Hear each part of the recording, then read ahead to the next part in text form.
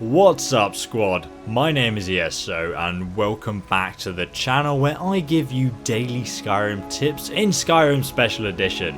In today's video guide I will be showing you how to obtain two of the best unique dual wield weapons in the game, along with 2,500 gold.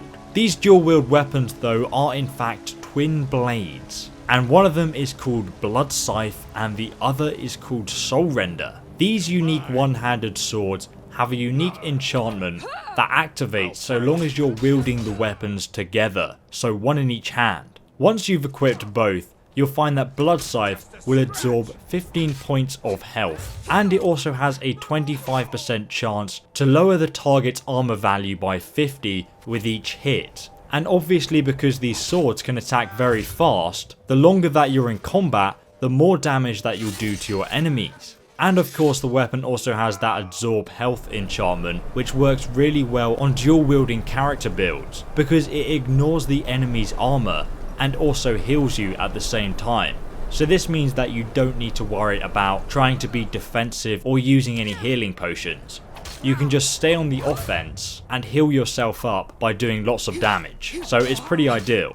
Then we also have the twin blade called Soulrender. Once you've equipped both the weapons, this will absorb 15 points of magicka and also has a chance to lower the target's magical defenses. So while the absorb magicka effect is usually pretty useless for most character builds, it really does depend on how you like to play the game though. You will find that Soulrender's ability to completely remove any magical defenses is actually really overpowered, because what this means is that if the enemies used an alteration armor spell that boosts their armor rating, or they're trying to use a healing spell to heal themselves, just hit them once with Soulrender and it immediately removes that buff, which is so useful and pretty damn powerful, maybe even overpowered I'd say. A lot of people don't actually know that this sword does that.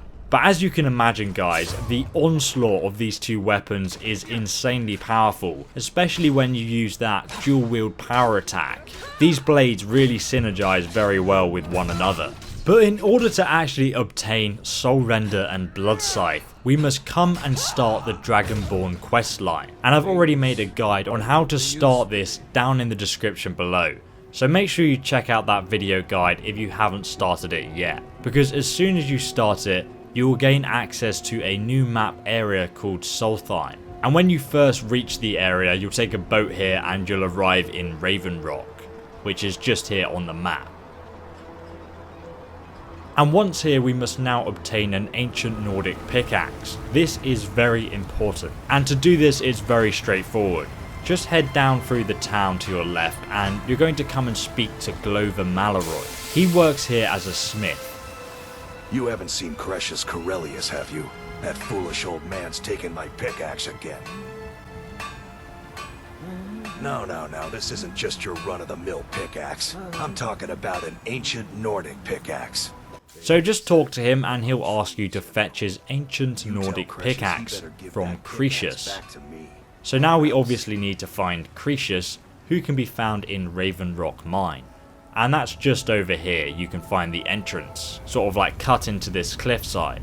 So let's head on inside and talk to Cretius. He's in a bit of a debate right now, but if we just keep talking to him, and we'll eventually be able to ask him about getting the ancient Nordic pickaxe back. So just tell him that it's not his and then he needs to give it back, and then he'll give it to you and we have our very own ancient Nordic pickaxe. And we're not going to give it back to Mallory yet because we need to use it. So instead we're going to keep it for now. The next thing that you must do is obtain the hidden key to Gildenhall Barrow. And you'll actually find this key in one of the last hidden chests during the quest called Deathbrand.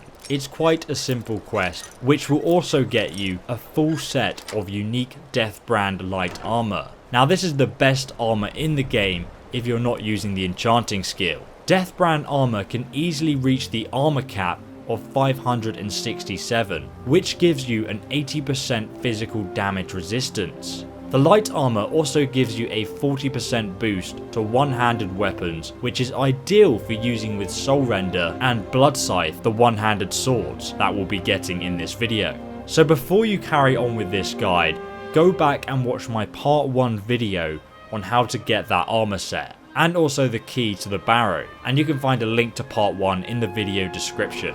So now you have the key to the Barrow, you must come here on the map in order to enter it. This is basically where Haknir Deathbrand stored all of his treasures from pirating along the Sea of Ghosts.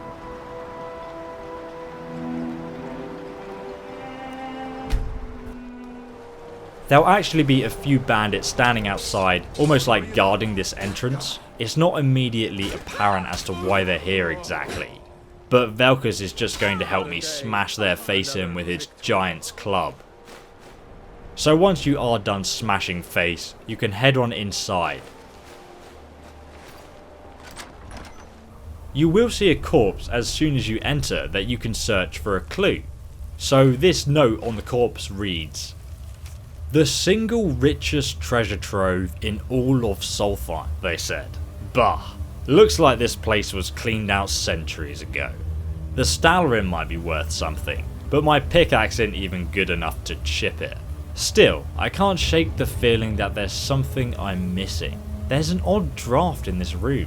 Secret passage maybe? I've locked myself in until those bandits are good and gone. I suppose I'll keep looking, not much else I can do. So he was clearly seeking refuge here from those bandits. And here we can see his pickaxe that is pretty much useless for mining the Stalrim. But as we have the ancient Nordic pickaxe I told you guys to obtain earlier, we can actually mine through this.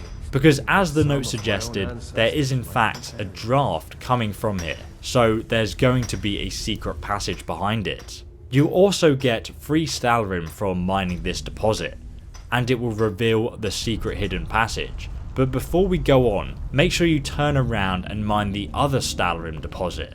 And here's a quick tip guys, you can actually mine ore by equipping your pickaxe and then simply swinging your pickaxe at the rocks, kind of like you're attacking it, and it's just a little bit faster than using the animation to mine it. Make sure that you don't miss out these 2 Stalrim deposits though. It's a very rare material that you can use to create Stalrim weapons and also upgrade the Deathbrand armor with. But if you want to know where you can find more, please do check out the description for all the locations where it can be found. But now we're just going to proceed further into this cave guys, because up ahead we will find a huge treasure hoard.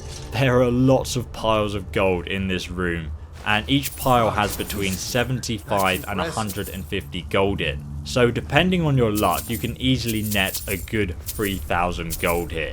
There are also a lot of gems laying around, and the chest that you can see here can be picked with the key you found in the part 1 video. So obviously with the addition of the gems and what you find in the treasure chests, you'll probably easily make up a good 4,000 gold just in this one room. So just go nuts and pretty much loot the place. It's worth noting though, that if you do touch any of the gold, the doors behind you will seal, so you cannot escape until you finish the boss battle up ahead. This is supposed to be because Haknir's gold is in fact cursed, and I'll tell you more about that in a moment. And guys, if you haven't already, please make sure you smash that subscribe button, because I've got tons more daily Skyrim guides coming out very soon that you will not want to miss. And the next room is the boss area, so head on up the stairs and we can grab the first of the unique twin blades called Bloodscythe.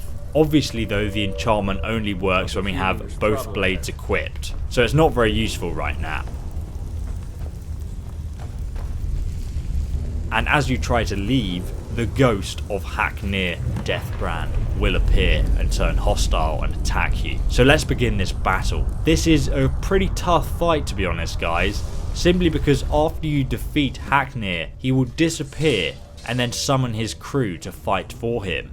And rather interestingly, if you did read the Deathbrand book, which this quest is based on, you'll recognise the names of his crew, including Garruk, Windrime and Thalin Ebonhand, who will all appear to fight you as well. And after you kill each one of these ghosts, it will actually turn into a pile of glowing ectoplasm goo, and you can loot this for even more gold and treasure such as gems and enchanted amulets and stuff. This quest is pretty much just a treasure haul, but the idea behind this quest is it's based on the book Deathbrand, which tells us the legend of Haknir Deathbrand. And I'll read you a passage of that book that I think explains this quest area sort of pretty well.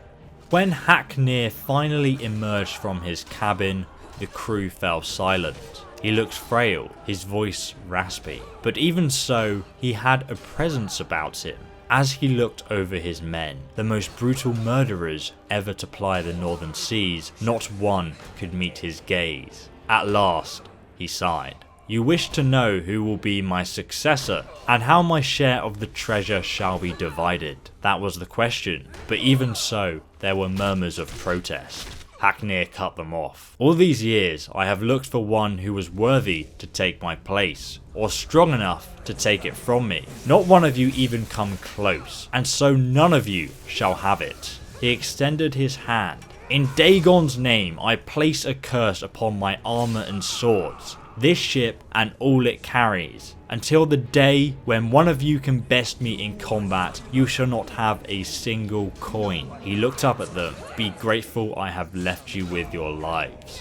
Garak and Thalin shared a single glance. Had anyone else said such a thing, there would have been mutiny. 100 treasure-mad pirates against one old man. But this was Haknir. The crew was silent. Haknir threw a map at Garak's feet. Garak, take a longboat and bury my armour in the places I have marked. Thalin, we sail to my tomb, where you shall leave me with my gold, and then burn your ships and do as you will. I am your captain no more. And with that he turned and stalked back to his quarters. Pretty dark stuff. Make sure that after you kill Haknir though, you do not forget to loot the second twin blade, Soulrender, from his corpse. Please don't forget.